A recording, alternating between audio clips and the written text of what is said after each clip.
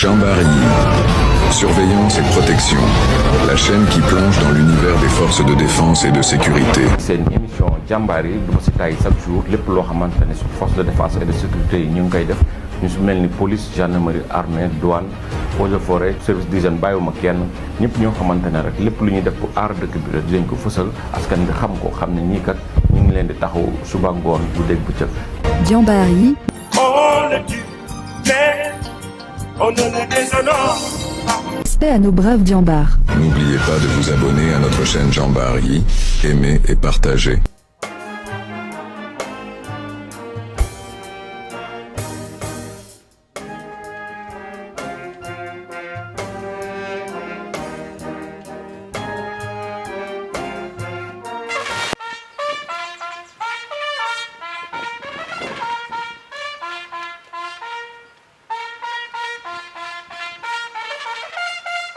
Lieutenant de police Antonio.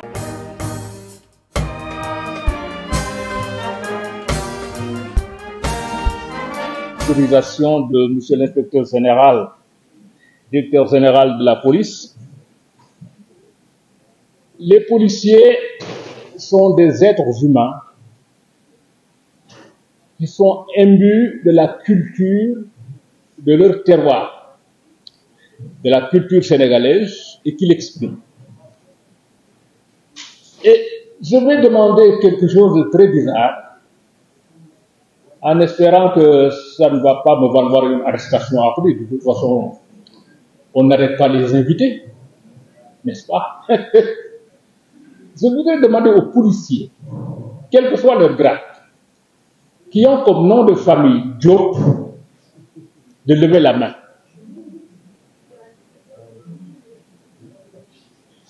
Il y en a un. Donc, les policiers Diop. Parce qu'au fond, je voudrais rendre hommage à tous les policiers par le biais des policiers qui ont ce patronyme de Diop. Alors, le sujet, il est très simple, maintien de l'ordre public et droit à l'information. Moi, je suis venu avec mon badge qui était là, en espérant que tous les policiers allaient me dire, mais c'est pas la peine de le porter, on connaît ce badge. Parce que c'est ça, ce badge-là doit être dans vos cours de policiers sur le maintien d'ordre. Peut-être qu'il faudrait que le syndicat donne des exemplaires de ce badge-là, parce que c'est ça, au fond, notre instrument de travail en tant que journaliste. Je l'ai été, donc c'est pourquoi je l'ai dit. Alors, j'ai envie de vous poser une question. Je ne demanderai pas de réponse, parce que la réponse sera finalement qui de la poule ou de l'œuf est premier. Ce serait de vous demander qui du journaliste ou du policier est plus nécessaire à la République. Il a expliqué pourquoi, parce qu'il fait une chronique très intéressante sur l'histoire de la RTS où il a travaillé pendant longtemps. Et il dit mémoire d'un âne. Après, il explique pourquoi il a mis ça. Mais enfin, les ignorants comme moi vont dire que voilà un Ndiobène qui finalement prend le nom qui lui sied. Les Ndiobènes, on sait ce qu'ils sont. Mais après l'histoire que j'ai racontée au début, je ne peux rien dire contre les Ndiobènes. Donc, je donne la parole à Moustapha Diop, qui a été secrétaire administratif pendant longtemps, qui a été pendant longtemps membre du bureau exécutif national du SYNPICS, qui a travaillé pendant longtemps à la RTS, et qui finalement a pris la retraite alors qu'il est tout jeune. Pour ne pas avoir à subir les foudres de mon très très grand patron, donc je vais tout simplement, chez le modérateur, d'abord vous remercier pour cette belle introduction que vous venez de faire et qui traduit le sens d'une valeur que nous avons, d'un atout que nous avons et qui est le cousinage à plaisanterie. Je pense que nous ne l'utilisons pas assez pour huiler nos relations, donc pour calmer les ardeurs, pour en tout cas faire revivre ce que nos ancêtres nous ont laissé. Je voudrais vous saluer d'abord chez le modérateur. saluer le contrôleur général Abdoul Wahab Sall, qui est mon adjoint, saluer l'ensemble des directeurs de la police nationale, saluer également nos invités, membres des autres forces de défense et de sécurité, mais surtout saluer nos anciens qui sont là, qui continuent de nous accompagner de loin et parfois même de très près, et sur qui nous nous appuyons pour mener en tout cas nos actions, parce que je pense que la face visible de l'arbre, ce sont les feuilles et les fruits, mais le plus important, c'est les racines. Et nos racines, ce sont nos anciens qui sont ici présents. Je voudrais les saluer encore solennellement et leur témoigner toute notre reconnaissance pour tout ce qu'ils ont fait pour nous et nous permettre aujourd'hui d'être là, à ce niveau de responsabilité. Je le dis au nom de tous les policiers, nous sommes très honorés et très fiers de nos anciens. Je voudrais remercier messieurs les panélistes, comme vous l'avez dit, et déplorer peut-être un peu le fait qu'il n'y ait pas de panélistes femmes. Je pense que nous avons quand même, disons, je dirais pas une excuse, mais je voudrais en tout cas dire que madame la directrice de l'école, qui est organisatrice, montre en tout cas à souhait que nous, policiers, nous essayons en tout cas de faire en sorte que le genre soit pris en compte dans le cadre de tout ce que nous faisons. Je précise qu'on a 2 directrices au sein de la police nationale. Je suis heureux aujourd'hui de me retrouver parmi vous pour ces moments de partage, ces moments de réflexion.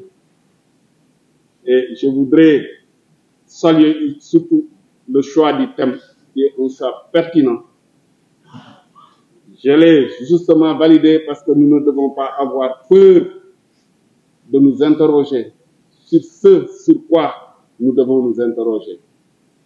Et je rappelle que la police et tous ces policiers sont des membres à part entière de cette société, au même titre que les professeurs d'université, au même titre que les ouvriers, au même titre que les pêcheurs, les agriculteurs. En somme, ce sont des Sénégalais qui vivent les mêmes réalités que vous tous. Et tout ce qui vous touche également ces policiers. Donc, je salue la pertinence de ce thème. Je voudrais qu'on soit libre de discuter de tout. La seule, disons, réserve que nous allons émettre, c'est quand même que ces discussions puissent se passer dans la courtoisie et le respect de chacun, mais également le respect des lois de la République, parce que nous sommes dans une institution de la République. Donc, je voudrais vous souhaiter bonne séance. J'ai pris mon cahier et mon stylo, prêt à prendre note en toute humilité et participer comme tout bon participant. Je remercie particulièrement nos amis journalistes qui sont venus couvrir cette séance qui en réalité leur est dédiée. Parce que ce qu'on traite justement, c'est de nos relations entre nous et nos frères, je précise bien nos frères et sœurs journalistes. Je vous remercie. Bonne séance. Merci beaucoup, monsieur le directeur. Ceux qui sont là ici aujourd'hui, la CAP, m'ont fait l'honneur et la confiance de présider le comité scientifique des assises des médias du Sénégal pendant 2 ans. Assez fait. C'est pas la première fois que la police et la presse se rencontrent. Ça, c'est pas. Si j'ai rappelé certains faits qui datent de 2006-2007, c'est parce que ça a existé.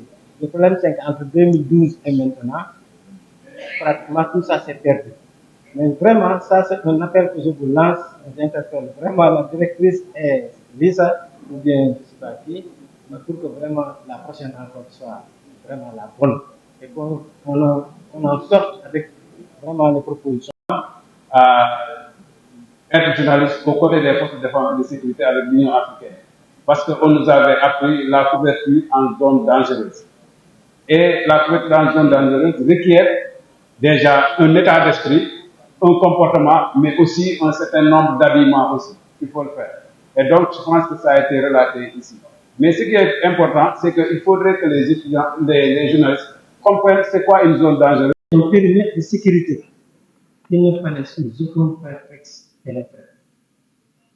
Bon, le journaliste est arrivé sur le lieu, entrepris de faire une interview en ayant en arrière-plan la cité barricadée. Le seul problème, c'est qu'il était en plein milieu de la zone de sécurité. Et comme on lui a demandé de dégager, il a refusé parce qu'il ne faisait que son travail, il a été dégagé à cause de lacrymogène. Ces deux situations illustrent le dilemme dans lequel deux acteurs au service du public sur un même terrain doivent faire le travail sans que celui de l'un entrave celui de l'autre. Je pouvais parler d'un contexte de campagne électorale, de match de football international, de rassemblement quelconque qui peut dégénérer à tout moment. Et dans chaque cas, chacun accuse l'autre en essayant de se dédouaner. Il y a des moments où avoir tort ou avoir raison n'a aucune espèce d'importance. Ce qui est important, c'est que chacun puisse faire son travail, en laissant l'autre faire son travail, en bonne entente, pour ne pas dire en toute complicité. Lors des assises nationales des médias, une commission a travaillé sur cette problématique. Elle a été composée de toutes les franges de la population, les professionnels des médias, les défenseurs de sécurité, les défenseurs des droits humains, les associations de consommateurs, magistrats, avocats, etc. Il en est sorti un certain nombre de recommandations. Il y a les jeunes reporters qui sont sur le terrain, et soit il y a le secrétaire général, il y a le président, ou en tout cas, il y a en tout cas un des responsables des organisations de presse qui est sur le terrain. Et il m'arrive très souvent aussi de descendre sur le terrain pour juste observer un peu comment ça se passe et s'il n'y a pas, en tout cas, de heurts entre journalistes et policiers ou s'il n'y a pas, en tout cas, de journalistes interpellés. Parce qu'en fait, parfois les gens font la confusion entre interpeller et arrêter. Donc, quand un journaliste est interpellé, il est conduit au poste de police, il peut y avoir une audition, ou bien après, il peut être relâché quelques heures après. N'est-ce pas? Et donc, pour vous dire simplement, en tout cas, que cette plateforme-là, elle est utile, parce qu'elle permettra aux forces de défense et de sécurité d'avoir des interlocuteurs et également aussi, surtout, de faire comprendre aux journalistes qui seront sur le terrain que ça, c'est le périmètre de sécurité. Les journalistes ne doivent pas se mettre devant ce périmètre, mais plutôt derrière. Parce que c'est là où ils sont en sécurité. Et d'ailleurs, dans tous les, disons, ateliers et sessions de formation en matière de sécurité des journalistes, on vous dit, le journaliste doit toujours se mettre derrière les forces de l'ordre. Et quand il y a interview à faire, normalement aussi le chef d'unité doit pouvoir surveiller ou détacher deux éléments pour accompagner les journalistes, aller faire l'interview et revenir. Mais il ne doit pas, disons, leur interdire de faire le travail parce qu'ils sont là juste pour faire le travail. Maintenant, pour qu'ils ne puissent pas leur interdire de faire le travail, bien entendu, il y a des éléments d'appréciation. Et ces éléments-là, c'est quoi? C'est l'identification. Et donc, le journaliste doit avoir son badge, comme l'a dit tout à l'heure Grand As, est bien visible. Et là, on saura que lui, c'est un journaliste. Et bien entendu, nous, ce que nous souhaitons, c'est que seule la carte nationale de presse fasse foi. Et donc, c'est pour ça que nous nous battons pour que, en tout cas, tous les reporters, qu'ils soient techniciens ou journalistes, qu'ils aient leur carte nationale de presse bien accrochée au cou. Et l'autre chose, ce sont les gilets presse. Les gilets presse, c'est à partir de 2007 que le Synpics a commencé à mettre les gilets pour qu'on puisse identifier. Et là, le Synpics l'a mis parce que, en fait, il y a eu une rencontre entre le Synpics et les forces de défense et de sécurité, c'est-à-dire l'état-major. Et il y avait la police, il y avait la gendarmerie, il y avait également aussi l'armée. Et il y a eu une discussion et effectivement, les forces de défense et de sécurité ont exprimé ce besoin d'identifier les journalistes. Parce que sur le terrain, parfois, il y a des gens qui viennent, qui se déclarent journalistes, or ils n'ont ni la qualité et ils ne travaillent dans aucun organe. Et donc, les gilets ont été confectionnés et toutes les rédactions ont été pourvues de gilets. Également, aussi, malheureusement, ce qu'on a constaté ces derniers temps, même le gilet ne vous protège pas. C'est-à-dire, vous avez beau avoir le gilet, la carte nationale de presse, vous n'êtes pas protégé. Et quand même, ça nous a fait beaucoup mal. Et c'est pour ça d'ailleurs qu'on se disait, avant ces émeutes-là, parce que le projet était prêt depuis 2020, RSF était prêt à financer, et nous l'avions également aussi transmis au ministre de l'Intérieur d'alors. Il était question, en tout cas, qu'on se retrouve au moins 2 à 3 jours, quelque part, pour discuter et voir ensemble comment, en tout cas, nous allons pouvoir travailler en toute cordialité, sans vraiment heurts ni problème. Parce que vous faites votre travail en tant que force de défense et de sécurité, et nous, en tant qu'en tout cas, journalistes chargés de donner l'information, la bonne information. Et d'ailleurs, pourquoi nous devons donner la bonne information sur les théâtres d'opération, également aussi sur les zones chaudes? Parce que, en fait, ça permet aux citoyens, surtout qui viennent, qui doivent se déplacer, d'identifier les zones à problème et de pouvoir les éviter. Et ça permet également aussi à l'État de pouvoir comprendre que dans tel lieu, il faut beaucoup plus de force de l'ordre parce qu'en fait, c'est chaud. C'est simplement ça. Et s'il n'y a pas une bonne circulation de l'information, mais des citoyens peuvent être pris au piège. Convié à ce travaux. Et comme monsieur le modérateur l'a dit, moi je m'appelle Mathieu Mbaye et je travaille pour une organisation internationale de défense des droits de l'homme qui s'appelle Article 19. Et le nom Article 19 provient de la Déclaration universelle des droits de l'homme qui parle de liberté d'expression et d'accès à l'information. Donc, je disais que je travaille pour Article 19, qui est une ONG internationale de défense des droits de l'homme et qui s'agit principalement de la dimension physique. C'est-à-dire lorsque les journalistes et professionnels des médias sont sur le terrain dans l'exercice de leurs fonctions, les journalistes. Je dirais oui et non. Oui, parce que je pense, si on prend juste l'exemple du code de la presse, il y a pas mal quand même de dispositions d'articles qui protègent le journaliste dans l'exercice de sa fonction. Tout de même, ce qui est arrivé est arrivé. Et nous sommes tous d'accord que ça ne devait pas arriver. Je suis journaliste. J'étais sur le terrain pour couvrir une manifestation qui était interdite. J'avais ma carte nationale de presse. Bonjour, commissaire Gay. J'avais ce jour-là ma carte nationale de presse, bien visible parce qu'elle était autour du cou. J'étais avec mon confrère ici présent et qui a reçu un coup après lui, il va vous raconter. Mais en cherchant à me défendre, il a reçu un coup au niveau de la mâchoire. Et pourtant, ce jour-là, si j'ai commis une faute, c'était d'avoir demandé pourquoi. Pourquoi ce monsieur en tenue de police nous a poursuivis comme si on était des délinquants. Du côté de la police, parce que c'est ce qu'on nous avait appris. Quand il y a des manifestations, ce qui est plus sûr pour les journalistes, c'est d'être du côté de la police. Et c'est ce que nous avons fait. À un moment donné, nous avons décidé de nous déplacer parce que là où nous étions, il n'y avait plus rien.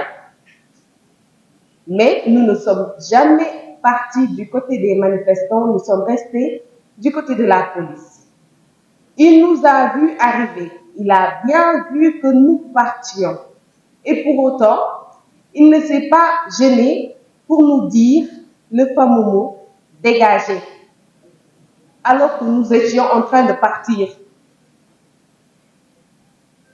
Ensuite, il nous a une première fois lancé du gaz lacrymogène. Ça ne s'est pas fait sentir parce qu'apparemment il y avait un problème. Moi-même, je n'avais pas reconnu l'objet. C'est ma consoeur de source A, Seynabou, qui m'a tiré pour me dire « fais attention ». Et après, je me suis retournée, j'ai demandé pourquoi. Parce que j'étais étonnée. À ce que je sache, nous n'avions rien fait d'anormal. Nous étions en train de partir. Je me suis retournée et oui, je lui ai demandé pourquoi. Et ensuite, il nous a encore lancé du gaz lacrymogène. Et oui, je me suis encore retournée pour lui demander pourquoi. Pourquoi nous devrions subir cela? On avait l'impression qu'on était en train de subir une colère. Pourquoi? Et c'est là qu'il m'a arrêté, mais de manière très sauvage. En venant ici, j'ai encore regardé la vidéo. Et oui, je suis encore choquée par cette brutalité de la part d'une personne censée me protéger en tant que citoyenne sénégalaise, en tant que journaliste étant sur le terrain. J'ai toujours cru que sur le terrain, avec les policiers, ils ne devraient pas avoir ce genre de problème-là puisqu'ils ont leur mission. Nous aussi, nous avions notre mission. Ils m'ont arrêté. Le monsieur m'a tiré. J'avais un foulard comme d'habitude. Il m'a tiré par le foulard. Il m'a amené jusque derrière le fourgon et bim, ça commence. Des gifles et des coups. Oui, c'est ce que j'ai subi. A essayé de la prendre par l'épaule pour la tirer. Et c'est là que je suis intervenu. Je ne sais pas comment j'ai intervenu et pourquoi je suis intervenu, mais ça s'est passé comme ça, de manière tout à fait naturelle. Effectivement, comme elle l'a dit, je pense que c'est difficile. Son témoignage.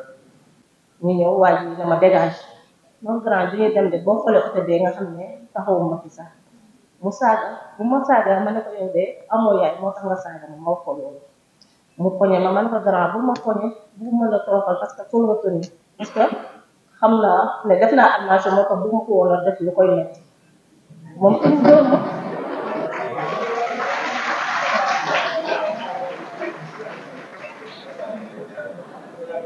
léegi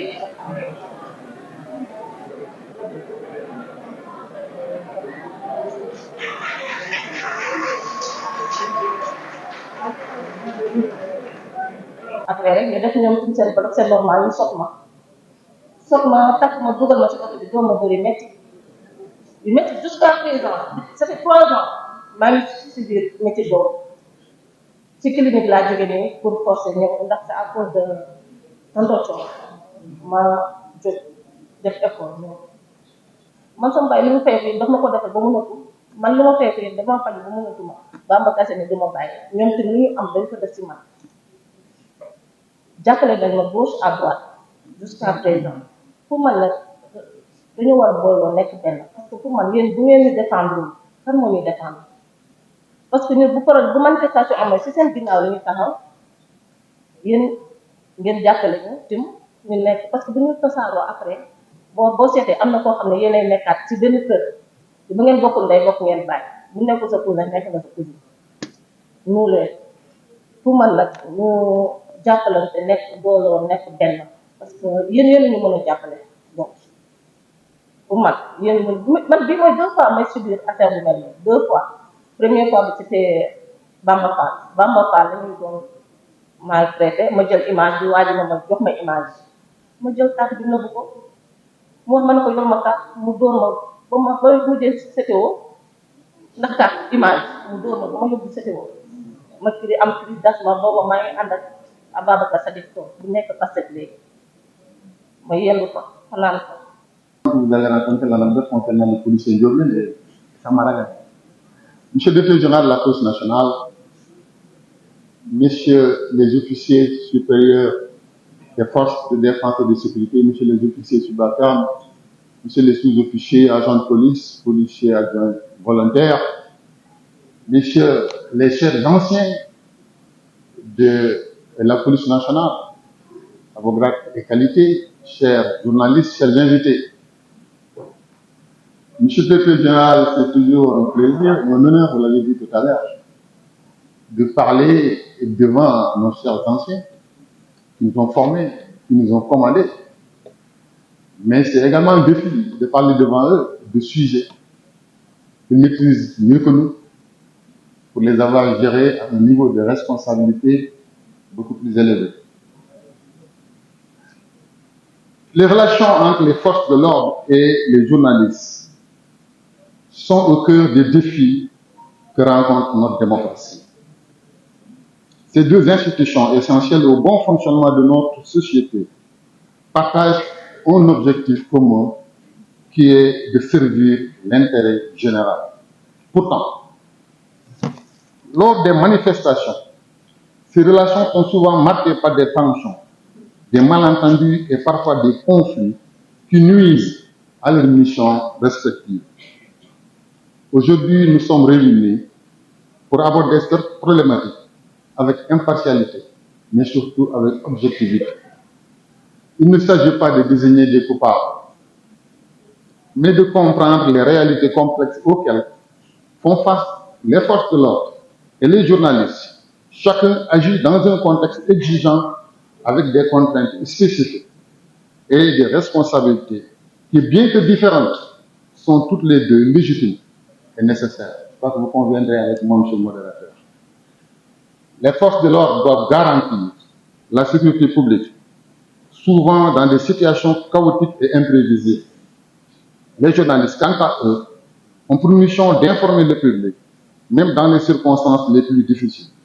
Ces deux missions, bien que complémentaires, peuvent entrer en collision, créant des frictions qui affectent non seulement les professionnels concernés, mais aussi et surtout l'ensemble de la société.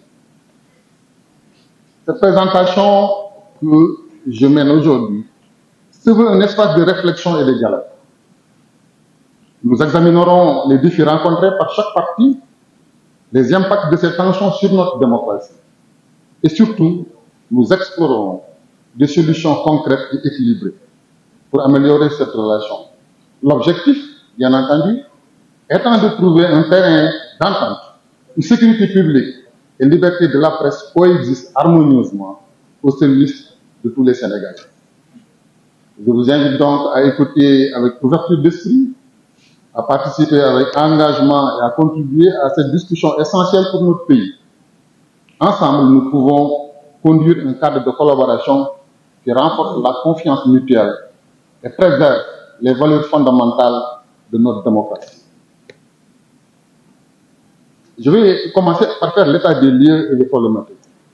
Nous avons des tensions récurrentes, c'est vrai, qui se manifestent comment souvent par l'entrave à la liberté de la presse lors des opérations de maintien de l'ordre.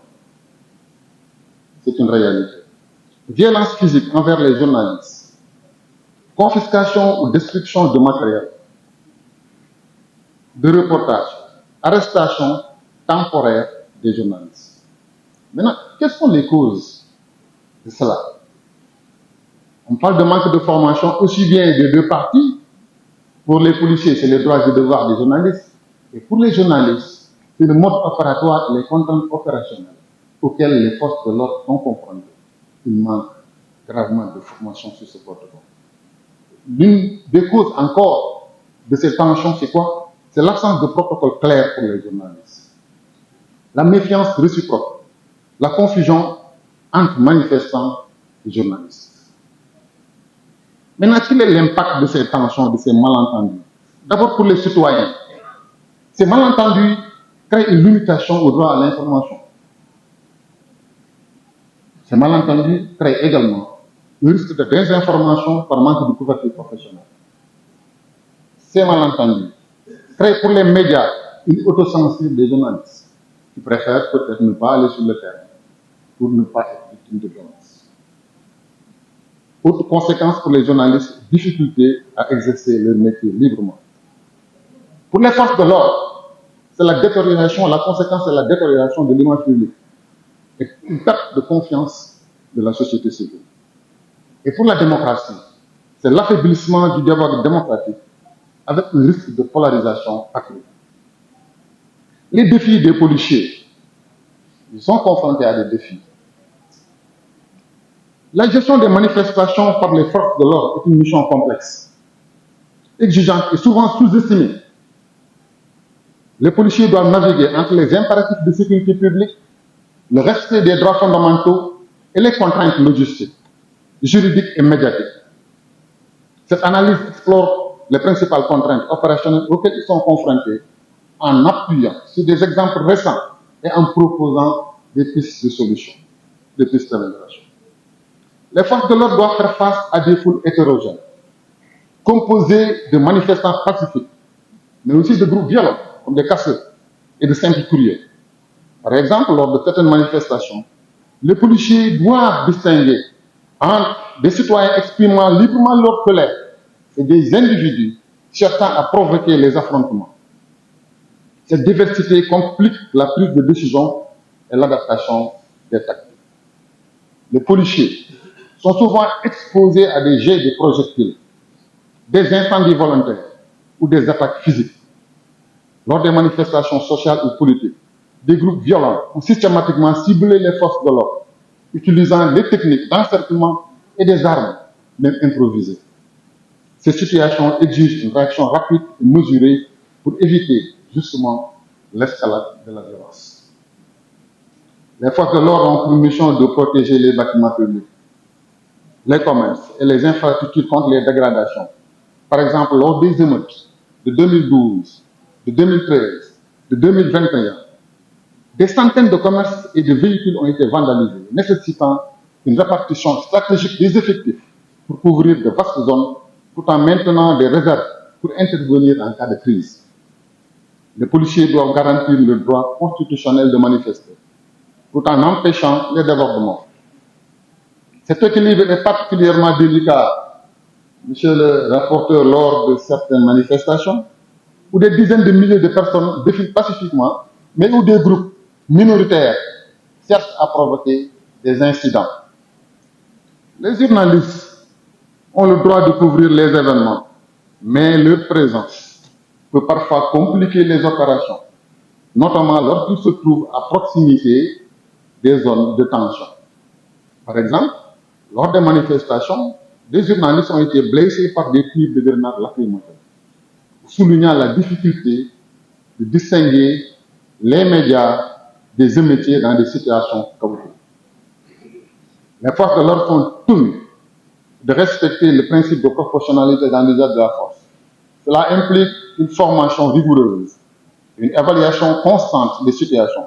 Cependant, dans des situations de violence extrême, comme lors des émeutes, cette proportionnalité est souvent remise en question. Les opérations de maintien de l'ordre nécessitent une préparation minutieuse, incluant l'analyse des risques, la mobilisation des effectifs et la coordination entre les différentes unités. Les forces de l'ordre ont dû planifier des opérations complexes sur plusieurs semaines pour éviter justement les affrontements. La police, la gendarmerie, les forces de défense et de sécurité font tout ce qui est dans leur pouvoir pour éviter les affrontements. L'affrontement, c'est à the last resort, comme disent les anglophones. C'est le dernier recours. Les forces de l'ordre doivent déployer un nombre suffisant de policiers pour couvrir les vastes zones, tout en maintenant des réserves pour intervenir en cas de crise. Cette gestion est souvent compliquée par des effectifs limités et une fatigue accrue due à des heures de service prolongé. Mais, comme on dit, c'est des EVDP, c'est des gens engagés volontaires dans la police. Donc, ils ne se plaindront jamais de ces heures, ça entre dans l'ordre normal des choses. C'est le contrat qu'ils ont signé avec l'État et avec la nation. Les policiers travaillent souvent pendant de longues heures dans des conditions physiquement et mentalement éprouvantes. Cette fatigue peut affecter leur jugement et leur réactivité, comme en témoignent de nombreux cas de syndrome post-traumatique. Les opérations de maintien de l'ordre impliquent souvent plusieurs services, police nationale, gendarmerie nationale, sapeurs-pompiers. Une communication fluide et une coordination efficace sont essentielles pour éviter les erreurs. Les forces de l'ordre doivent informer les manifestants et les riverains des mesures prises, par exemple des restrictions de circulation ou des dispersions, tout en évitant de provoquer des paniques ou des incompréhensions. Cette communication est rendue difficile par la désinformation et les rumeurs propagées sur les réseaux sociaux. Les policiers sont constamment filmés et observés, ce qui peut influencer leur comportement et les exposer à des critiques publiques. Par exemple, des vidéos montrant des policiers utilisant la force ont souvent été partagées massivement sur les réseaux sociaux, alimentant les débats houleux sur leur légitimité. Les forces de l'ordre doivent faire face à la propagation de fausses informations sur les réseaux sociaux qui peuvent exacerber les tensions et compliquer leur mission. Par exemple, ces rumeurs infondées sur des violences policières peuvent circuler, attisant la colère des manifestants. Plus important encore, les policiers doivent respecter un cadre juridique précis, incluant les lois sur le maintien de l'ordre, le droit de manifester et les droits individuels. Toute erreur peut entraîner des conséquences judiciaires et médiatiques.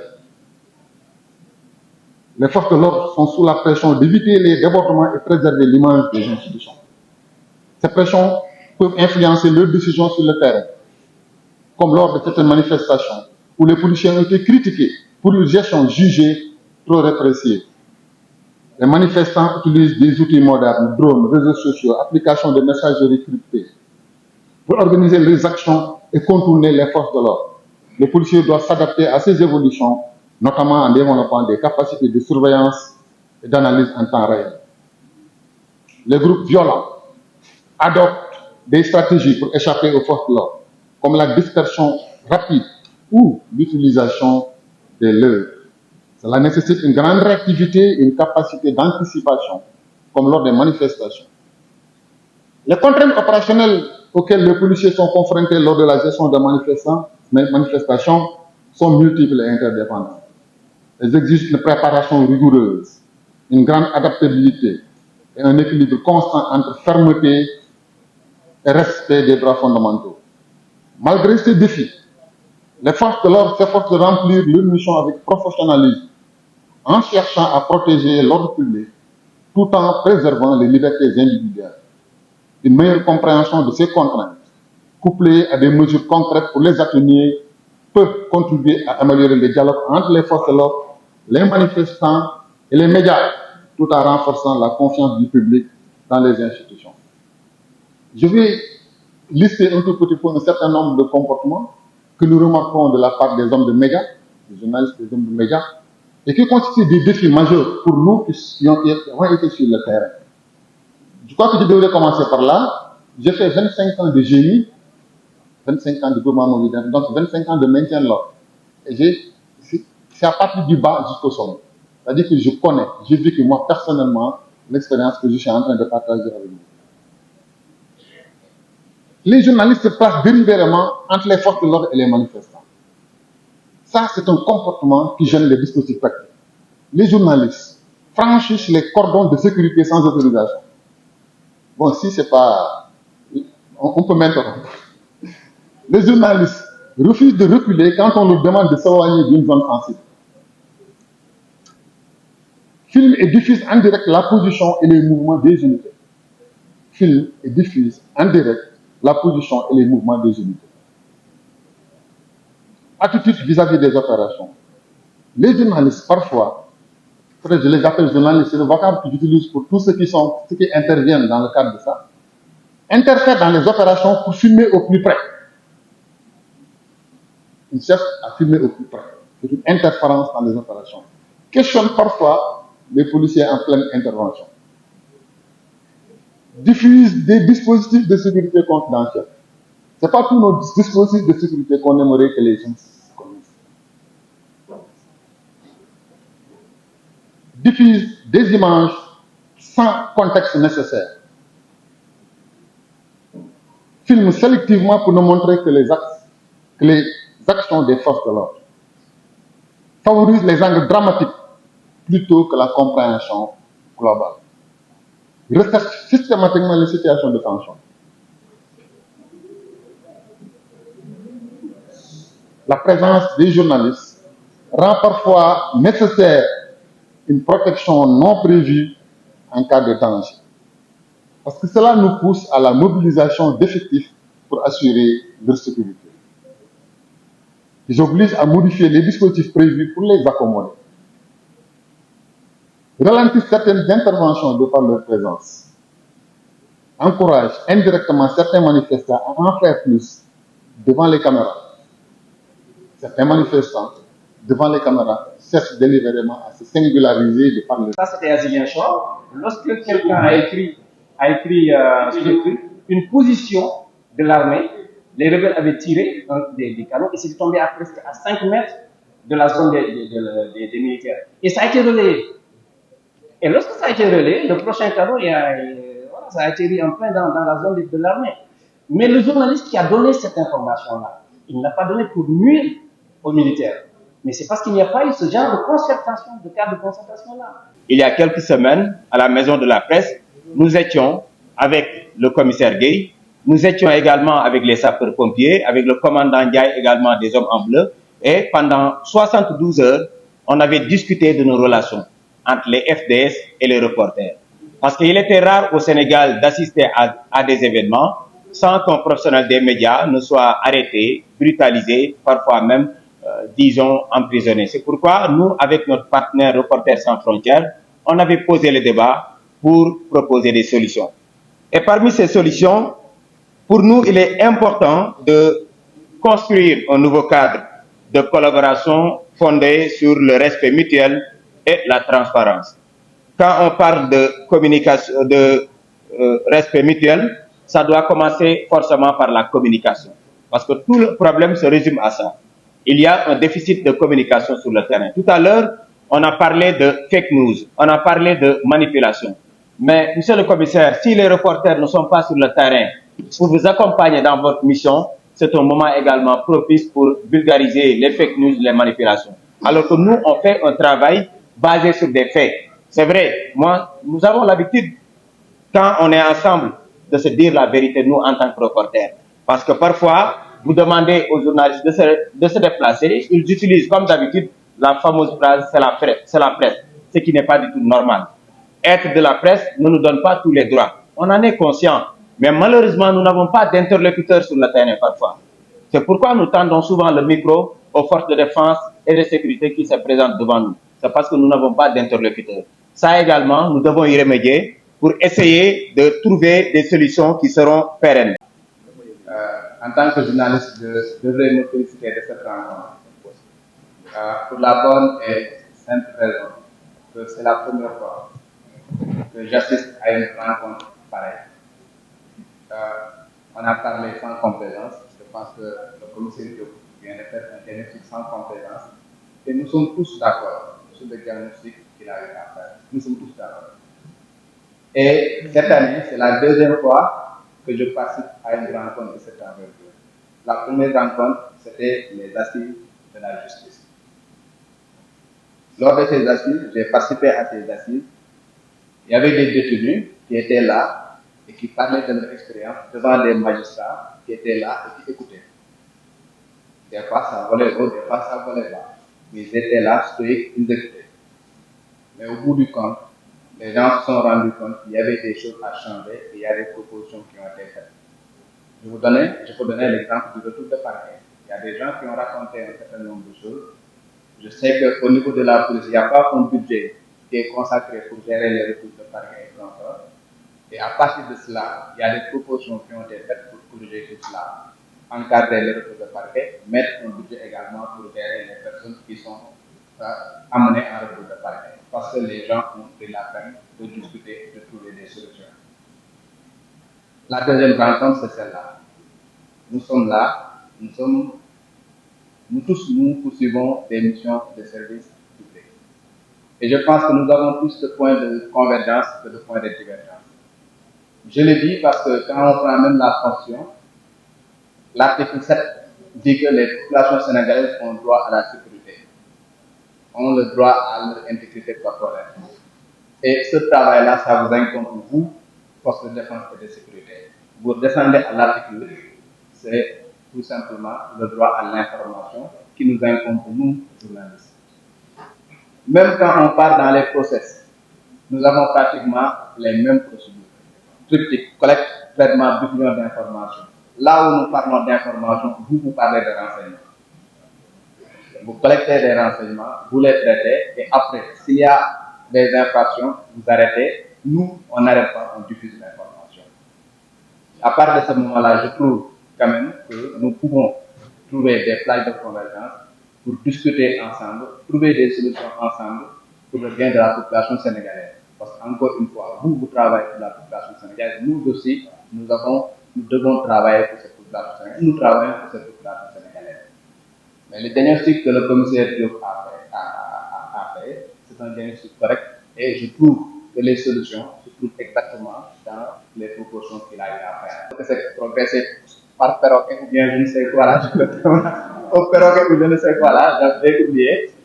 Ça nous permet tout simplement de comprendre comment vous fonctionnez, comment vous mettez vos dispositifs et comment nous mouvoir par rapport à votre dispositif.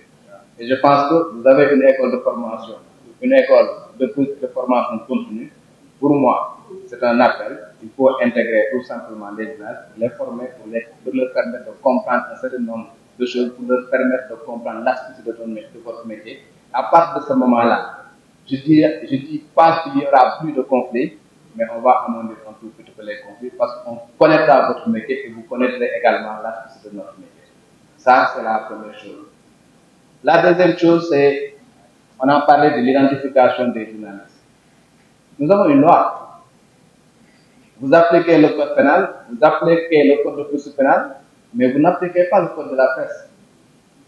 Le code de la presse dit que seuls les titulaires de carte nationale de presse peuvent se prévaloir de la qualité de journaliste et de technicien des médias lorsqu'il s'agira de descendre sur le terrain pour collecter des informations. À partir de ce moment-là, le premier élément d'identification du journaliste, c'est la carte nationale de presse. Est-ce qu'on l'exige sur le terrain? Est-ce que la personne qui est titulaire d'une carte nationale de presse, à partir de ce moment-là, il pourra bénéficier d'un certain nombre de choses prévues par la loi? Parce que la carte de presse, quand même, donne droit aux journalistes qui le détiennent à avoir accès aux informations, que ce soit sur le terrain, que ce soit au niveau des bureaux, bien lorsqu'il s'agit de chercher un document administratif. La police ne l'applique pas, et au moment où je vous parle, certaines ambassades l'appliquent par exemple. Je vous donner l'exemple de l'ambassade des États-Unis.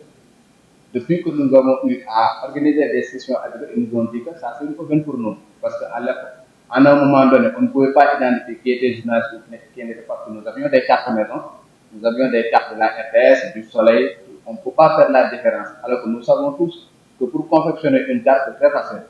Vous avez le logo qui est téléchargeable sur le net. Vous avez n'importe quel infographe à la possibilité de confectionner une carte maison. Mais la carte nationale de presse est une carte assez sécurisée. Lorsque nous avons eu à travailler avec l'ambassade des États-Unis depuis 2021, lorsqu'un journaliste vient pour chercher un visa en tant que journaliste, on ne demande que sa carte nationale de presse et non plus la carte maison. Ils ont réglé un problème et je pense que vous aussi, au niveau de la presse, vous avez la possibilité de vous inspirer de cela pour régler un certain nombre de choses. Vous allez respecter d'abord la loi, parce que le code de la presse est une loi quand même. Vous allez respecter la loi comme vous respectez le code pénal et le code de procédure pénale. L'autre chose, c'est il faut. Bon, non, en fait, je termine quand même pour dire quand même que à un moment donné, il faut quand même proscrire un certain nombre de langages, parce qu'on l'a dit. Des fois, les policiers sont assez violents dans leurs propos. Par exemple, les termes dégage, c'est rien pour un policier, un dégage, c'est rien pour un policier. Mais ça peut être quelque chose pour un civil qui ne comprend vraiment pas la spécificité de votre. Bon, il y a même certains qui ajoutent dégage minable. Au niveau international. Mais nous avons des engagements tellement intenses au niveau interne qu'on ne peut pas se permettre de laisser nos effectifs parfois partir dans les zones internationales. Vraiment, c'est ce que je voulais dire en conclusion, en attendant les autres développements. Cette rencontre est tellement importante pour moi parce que en fait, ça est en train de régler un problème que moi j'ai compris depuis des années auparavant. Chez le modérateur, je ne sais pas si vous êtes enseignant ou pas, mais moi j'aurais bien aimé être élève dans votre classe.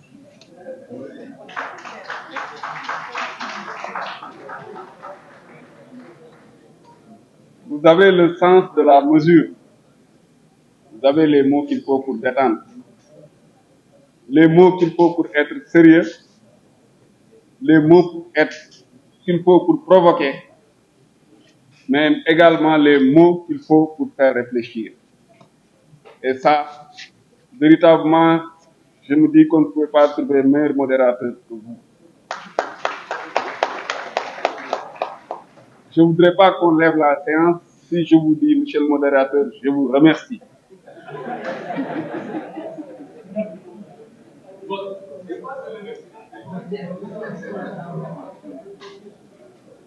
Je voudrais également saisir cette occasion pour remercier messieurs les panélistes. La prochaine fois, nous allons essayer d'avoir des dames ici pour pouvoir dire mesdames et messieurs les panélistes. Je voudrais remercier toute l'assistance, tous mes collègues, tous mes frères journalistes, toutes les personnes qui ont pris part à cette séance, comme il l'a tout à l'heure dit, notre doyen, M. Matar Sylla, qui, somme toute, je pense, est une séance historique. Pas de par, en fait, les thèmes qui ont été traités, parce qu'il y a eu des rencontres entre journalistes et policiers, entre journalistes et membres des forces de l'ordre, mais des rencontres de cette envergure où on a eu autant de policiers, autant de membres des forces de défense et de sécurité, autant de journalistes réunis dans une salle échangeant, je pense que moi, personnellement, j'en ai jamais connu. Et je pense que c'est à saluer. Cela nous encourage dans ce que nous devons faire et ce qui doit être fait. Nous avons échangé sur des thèmes, sur beaucoup de thèmes. Monsieur le professeur, j'ai dit tantôt, j'ai dit monsieur le professeur, vous voyez, parce que j'aurais bien aimé être dans votre classe, parce que j'aime votre rhétorique. Ce qui me dérange chez vous, c'est certainement si vous étiez professeur, vous seriez très fort en interrogation surprise. Parce qu'à 2 reprises, vous m'avez pris de court pour me donner la parole. Et là, je suis obligé d'essayer en tout cas de satisfaire à l'exercice. J'avais pris des notes, mais c'était surtout sous forme télégraphique, par des mots. Parce que quand je prends note, je ne prends que des mots. C'est après que je réfléchis au contenu. J'ai mis rhétorique, pédagogie, empathie, autocritique, introspection. J'ai mis entre parenthèses corporatisme, c'est à bannir. J'ai mis formation, cadre de dialogue, cadre juridique, vulgarisé, ainsi de suite. Donc autant de mots que je relève. Donc je ne vais pas essayer de m'exercer à expliquer ma compréhension de tout ce que j'ai noté. Je voudrais tout simplement m'appesantir et rester sur les aspects positifs que j'ai retenus de cette rencontre. La première chose, c'est qu'on doit faire notre introspection, aussi bien du côté des forces de l'ordre que du côté de la presse. C'est la première chose à faire. Il faudrait faire preuve d'empathie, se mettre à la place de l'autre. Quand on est à la place de l'autre, quand on exerce de la violence, si on se met à la place de l'autre, on n'aimerait pas qu'on exerce de la violence sur nous-mêmes. Mais je voudrais préciser, la violence n'est pas seulement physique. C'est des expériences que nous vivons. Nous vivons des violences morales qui sont liées à des critiques que les gens reçoivent ou un traitement déséquilibré parfois de l'information vis-à-vis des forces de défense et de sécurité. C'est pas un plaidoyer, c'est la vérité. Je pense qu'on a donné ici l'exemple du traitement qui a été fait de certains faits. C'est un diagnostic sans complaisance qui a été fait d'un côté comme de l'autre. Et c'est ce que j'apprécie particulièrement dans ce cadre. Mais je voudrais donc qu'on retienne surtout les recommandations, les grandes recommandations qui ont été donc dégagées aujourd'hui. Nous sommes tous d'accord donc qu'il nous faut un cadre de dialogue, d'échange. Ils ont dit même un cadre perpétuel, c'est-à-dire pas ponctuel, un cadre qui doit continuer. Le dialogue doit s'instaurer entre journalistes et membres des forces de défense et de sécurité. La deuxième chose sur laquelle nous sommes d'accord, c'est la perpétuation de l'initiative que nous venons de mettre en place. Là, je vais vous lancer un défi. Aujourd'hui, c'est nous qui avons organisé. Nous vous avons laissé la parole. Aucun policier n'a pris la parole. La prochaine fois, nous souhaiterions que ce soit les journalistes qui organisent et qui nous invitent et qui nous laissent la parole pour qu'on puisse dire nous aussi ce qu'on a à dire.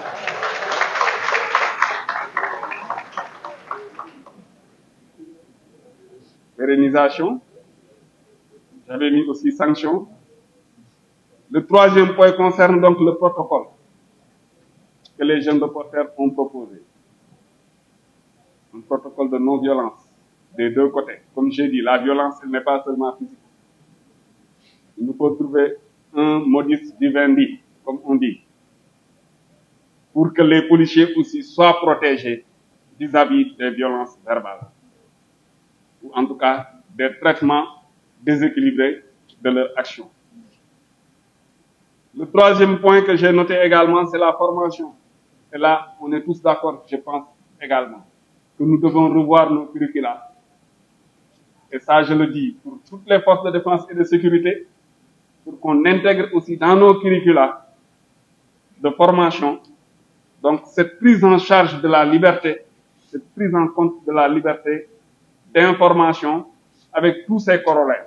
La protection juridique du journaliste, la nécessité de prendre en compte les cartes de presse, tout un ensemble de packages que nous, en tout cas, nous ferons l'humilité de pouvoir prendre de vous en termes d'enseignement, en termes de modules que vous mettrez à la disposition de ces écoles de formation, que vous pourrez même dispenser à notre niveau. Nous vous demandons tout simplement d'avoir la même humilité, d'accepter dans vos écoles de formation que des curricula soient inclus pour la prise en compte des nécessités parfois du maintien de l'ordre. Le maintien de l'ordre, pour ceux qui ne le connaissent pas, c'est un concept en fait. Dans sa mise en œuvre est très dynamique. Ce qui peut être tout de suite une zone de sécurité peut se déplacer en fonction des circonstances, en fonction de la violence des gens. Et ce qu'on vous permettre de faire pendant un temps ici peut s'avérer ne pas être judicieux pendant un temps Y, en raison des circonstances. C'est ça qu'il faudra que les gens se comprennent. Et ça aussi, nous avons le devoir, en tout cas nous ferons le devoir à chaque requête de venir dispenser la formation qu'il faut à vos journalistes, à vos élèves journalistes, pour qu'ils puissent en tout cas prendre en compte également nos préoccupations. C'est toujours donc dans ce cadre de dialogue et de formation. J'ai également noté comme point sur lequel nous pouvons être d'accord la mise en place, la nécessité, c'est une nécessité même de mise en place de mécanismes de gestion des différends. Parce que je pense que même entre deux cousines, comme l'a dit, je reprends le terme de Djedjou, entre deux cousines, il peut y avoir des problèmes, des malentendus. Nous aurons besoin de sages qui sont là. Nous avons des anciens qui sont là. Vos anciens sont là, c'est des références. Vous avez des responsables de haut niveau, nous en avons. Donc nous devons faire en sorte qu'il y ait ce cadre, en tout cas de gestion, s'il y a des problèmes de différents, et que les gens évitent d'attiser. Parce que comme vous dites, nous sommes tous Sénégalais, nous sommes entre Sénégalais. À la fin des comptes, nous serons ensemble. Je pense qu'en 2021, pendant une période, il y a eu des confrontations. Aujourd'hui, nous sommes là en train de discuter entre Sénégalais. Et c'est ce qui va arriver forcément. Donc, la mise en place de ce cadre, ou en tout cas de ce mécanisme de gestion des différends, moi, j'y adhère forcément. Et il serait souhaitable, et ça aussi je l'appuie fortement, qu'il y ait des points focaux qui existent d'un côté comme de l'autre pour prendre les préoccupations des uns et des autres. Je pense qu'il est nécessaire parfois même, parce que des opérations, en dehors des opérations, c'est pas seulement dans le maintien de l'ordre que les journalistes interviennent en même temps que nous. Il y a des journalistes qui participent à des opérations de police, des opérations de sécurisation. Il y a des journalistes qui, en tout cas, font des rapports sur des enquêtes, des articles sur des enquêtes judiciaires qui sont en cours au sein de la police. Donc, je pense que ces points focaux peuvent être sensibilisés sur ce qu'il faut sortir, ce qu'il ne faut pas sortir. J'aime bien, en fait, l'exemple que chez le modérateur, cette fois-ci, je vais dire monsieur le modérateur, a donné en ce qui concerne l'enquête et l'arme. Je pense que nous avons ce qu'on appelle le principe du secret de l'enquête, du secret des enquêtes. Généralement, il y a des choses, des informations qui doivent être protégées en matière d'enquête. Ça aussi, il faut que les gens soient conscientisés par rapport à ça. Et également, la nécessité aussi pour les membres des forces de défense et de sécurité de comprendre que s'ils retiennent l'information, s'ils retiennent trop, s'ils ferment trop, il y a un risque de diffusion de la mauvaise information. Parce que les gens auront besoin de comprendre. Et peut-être il y a un risque, avec surtout l'avènement des réseaux sociaux, donc il y a un risque que les gens disent autre chose. Donc raisonnablement, les gens doivent pouvoir collaborer. En tout cas, moi personnellement, pour ma petite expérience, j'ai toujours collaboré avec des journalistes que j'ai retrouvés ici, avec qui on a travaillé ensemble, avec qui j'ai fait des tournées, avec qui j'ai fait même des enquêtes, des raps et tout, et que j'ai retrouvés ici, avec qui nous avons travaillé. Donc nous avons le même terrain, comme les gens l'ont dit, le même terrain de travail. Donc je pense que, si j'ai pas oublié, le seul point que j'ai noté d'autres, c'est les sanctions et la nécessité peut-être de les vulgariser. Je pense que il est nécessaire qu'on partage des formations pour que les gens se comprennent. Parce que quand vous dirigez des troupes, le moral des troupes, il est au centre de tout ce qui se fait. Donc, il y a des erreurs. Si vous les commettez, vous ne pouvez plus, sur le terrain, avoir de l'efficacité ni de résultats. Je pense que la réponse du commissaire Diop est éloquente à ce niveau. Nous sanctionnons. Nous sanctionnons à l'interne. Je ne pense pas qu'il y ait dans le monde quand même une entité des forces de défense et de sécurité qui fasse une publication quelconque sur des sanctions, ou en tout cas sur le niveau de sanction de ces éléments, au risque quand même de porter atteinte au moral des hommes. Et ça aussi, nous vous demandons de nous l'accepter. C'est tout ce qu'on demande. Les points focaux peuvent être au courant d'un certain nombre de choses, mais il faut faire attention à la vulgarisation, ou en tout cas au renforcement de l'idée que certains peuvent se faire du caractère intouchable qu'ils auront et de la faiblesse que cela peut inclure chez celui qui est censé quand même incarner la loi. Parce que nous restons sénégalais, nous sommes ouverts, en tout cas c'est notre nouvelle manière de faire. Vous avez vu, aujourd'hui on a laissé tout le monde parler en toute démocratie. Nous nous sommes tus, nous allons apprendre, nous avons pris note, et en toute humilité, nous allons changer ce qu'il faut changer. S'il y a des termes qui dérangent, moi, en fait, je suis issu, disons, de la famille militaire. Parce que depuis l'âge de 12 ans, je porte la tenue. Je ne connais que la tenue. L'âge de 12 ans. Non, 12 ans, oui. C'est 12 ans. Depuis l'âge de 12 ans, je porte la tenue. Il y a des termes qui dérangent. En tout cas, moi, dans mon ADN, c'est presque intégré. Ça ne me gêne pas. Je sais que c'est normal parce qu'en fait, les gens peuvent être différents. D'ailleurs, il faut faire très attention à la culture. Le problème, c'est ça. Le terme dégage qui ne nous gêne pas, nous, au point qu'on l'intègre dans notre vocabulaire et que ça soit même quelque chose de positif. Parce que quand on dit qu'une entité dégage, ou quand on dit qu'on doit procéder à des séances de dégagement, ça veut dire qu'on doit faire des chansons. Il y a une entité qui doit faire des séances de dégagement, ça veut dire qu'il doit faire des chansons. Vous voyez ce que cela implique en termes de compréhension? Dégager de cette zone. Même quand je parle à mon subordonné, c'est le mot que j'utilise. Parce que nous, culturellement, ça ne nous dérange pas, c'est intégré dans notre ADN, c'est notre formation. Maintenant, ça peut gêner les autres. Et ça, on a besoin aussi de le comprendre. Et de l'accepter. Si ça dérange, il faudrait qu'on sache qu'on ne doit pas l'utiliser peut-être chez les autres, ou en tout cas, il faut trouver un terme de remplacement pour changer cela. Nous sommes d'accord, mais je voudrais que les gens ne s'offusquent pas de cela et qu'ils comprennent que c'est une culture chez les militaires. Il y a des mots que je ne veux pas utiliser ici, mais qui, en termes militaires, n'ont aucune incidence. Oui, barrez-vous, ou bien ils disent que mais il faut que ça pète. Mais ça ne dérange pas chez le militaire. C'est le terme pour dire que ça doit marcher, ça doit se faire. Mais peut-être chez les civils, ou en tout cas quelqu'un qui n'a pas côtoyé les militaires, ça peut être dérangeant. Donc, d'où la nécessité, en tout cas, de pouvoir toujours communiquer et se comprendre les uns et les autres. J'insiste sur ça, parce que c'est cette incompréhension qui crée tout le temps des problèmes.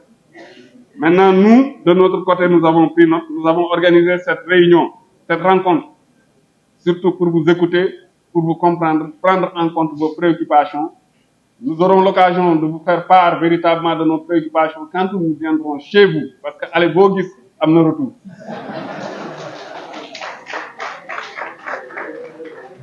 Donc, merci à tout le monde. Je n'ai pas encore dit le mot.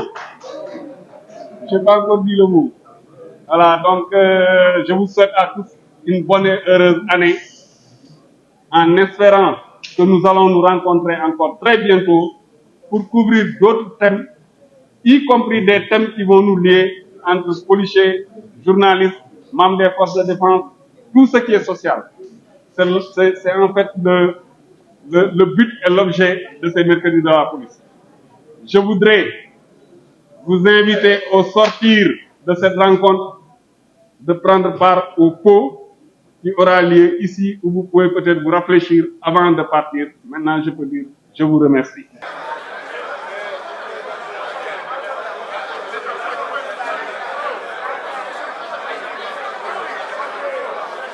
En tant qu'acteur nañu fexe ñu toog ñu waxtaan ñu xoolaat nan la ñuy def ba ñun ku ci nekk xam seen liggéeyu morom ñu muy doxee xam aussi sa liggéeyu morom yan exigence la laaj maanaam liggéey bi lan la laaj su ko defee yow di nga xam journaliste bi fii kat police bi nii la fi war a doxale ko donc man fii laay yem ñun aussi policier bi dinañ xam ne journaliste bi kat soxla na lii même su fekkee situation bi dafa compliqué ñu xool ba nuñ ko koy yombale xool ba nga xamante ne lañ ko mën a jàppale ba moom lii liggéeyee mu mën ko def correctement loolu moo waral tey nag ñu dajale fii waxtaan xool càmbar situation bi. am na ci dëkk am ñuy wax ci wàllum recommandation su ko defee yenn jafe-jafe yi ngeen jàpp damay policier yi ak ñi di journaliste yi bu bañ a amati bokk ci recommandation am ñuy woowee wàllu protocole noonu ak yéen recommandation ngeen fas yéene kenn wala ko waaw recommandation yi tey am na lu bëri loo xam ne wax nañ ko wax nañ ci protocole de non violence wax nañ si aussi lu jëm ci wàllu formation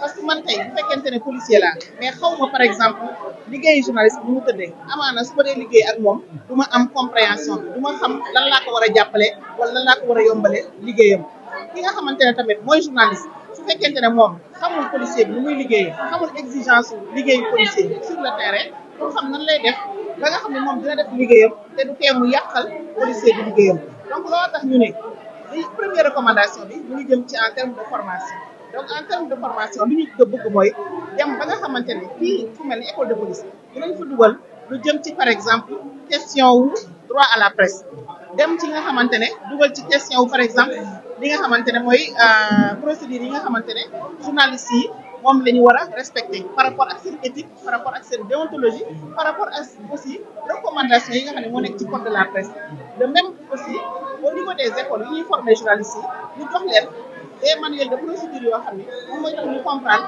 système principe maintien de l'ordre nan lay demee yan exigence la laaj lan la policier bi di mën a mooy tax policier bi mën def liggéeyam ba nga xamante ne du mën a aussi yàqal journaliste bi def liggéeyam donc ci loolu la ñu bëgg a dox mais loolu pour ñu dox si il faut que ñu continuer xalaat bi continuer waxtaan bi am na loo xam ne tey lu am solo am na fi tey parce que nit ñi wax nañ li nga xam ne mooy problème yi défini bu nekk moom nga am wax nañ aussi li nga xamante ne moom la journaliste yi mais moom la ñu dund sur le terrain loolu yëpp nit ñi enregistré ko léegi suñu toogee ci jotaay yooyu dinañ mën a def par exemple acte de non violence bi nga wax parce que violence warul exister ndax comme ni ma la ko waxee yow boo yeewoo sa kër di dem ci information pour jox population yi nag man su ma xëyee sama tel sol sama tenue génn pour sécuriser population bi donc ñun ñëpp population bi moo ñu tax a jóg donc amul place problème mu violence wala jàppante wala xiiroo wala am ay problème donc looloo tax ñu ne donc dinañ continuer waxtaan bi am cadre de concertation boo xam ne day tax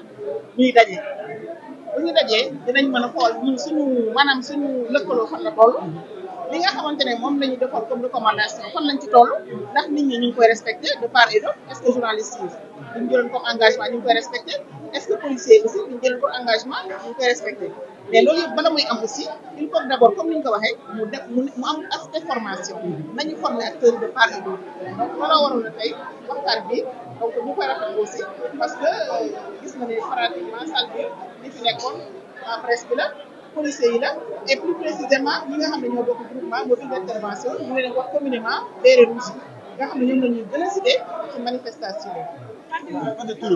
Commissaire divisionnaire Salou Diouf, directrice de la formation de la police nationale.